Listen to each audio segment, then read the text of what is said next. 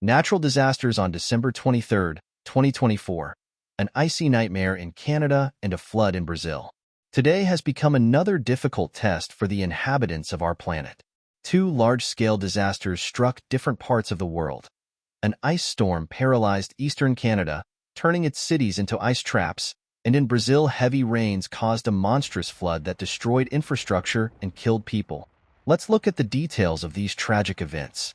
In eastern Canada, including Quebec, New Brunswick, and parts of Ontario, one of the most powerful winter storms in decades played out. The freezing rain that began overnight covered the ground, homes and trees with a crust of ice several centimeters thick. The ice shrouded everything around, turning cities into frozen landscapes as if stopped in time. Transportation system collapses. As of this morning, Quebec City and Montreal were in a state of collapse. Hundreds of cars are stuck on icy roads, forming gigantic traffic jams. Drivers complain that even the most expensive winter tires do not save from skidding on treacherous icy surfaces. Authorities have been forced to completely shut down major highways to avoid more accidents. Pedestrians are no better off. Slippery sidewalks have caused mass injuries. Hospitals are overflowing with patients with fractures, sprains, and bruises. Videos from social networks show people falling at every step, trying to keep their balance on the icy surface. Power collapse. The worst consequence of the storm was a massive power outage. Under the weight of ice, trees fell, destroying power lines. Millions of homes were left without light and heat as temperatures plummeted to -15 degrees Celsius at night. The giant power company Hydro-Quebec says it could take weeks to restore the grid. People have been left without heating, and this has already led to several tragic incidents. Families are stoking wood stoves, lighting candles, and using portable generators, which sometimes ends in carbon monoxide poisoning. Economic damage. The country's economy is suffering tremendous losses. Factories have halted production, stores are closed, and agricultural farms are reporting complete destruction of winter crops. Farmers are struggling to save animals from the cold, but the situation is critical. The Canadian government has declared a state of emergency and launched a rescue operation.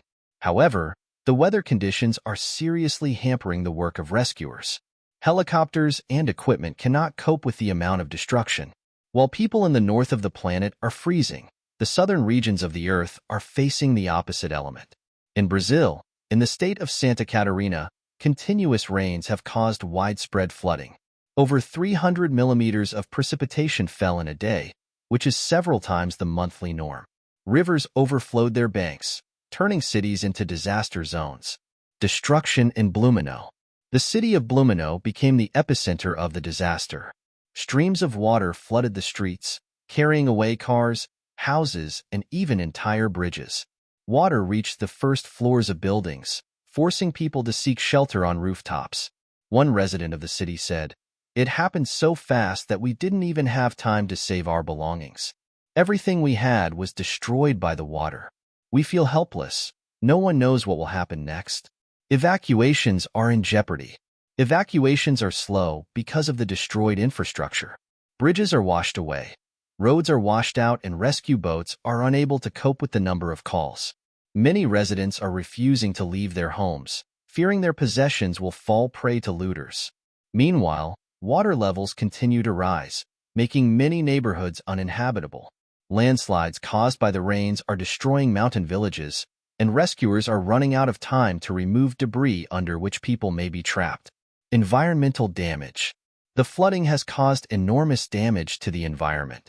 Water currents have spread fertilizers and chemicals from the fields, contaminating rivers and soil. In coastal areas, the situation is even more alarming.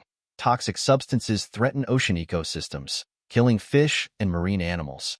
The Brazilian government has mobilized the army for rescue operations, but the scale of the disaster is so great that the authorities have already asked for help from international organizations. Humanitarian supplies of food and medicine are arriving, but they are woefully in short supply.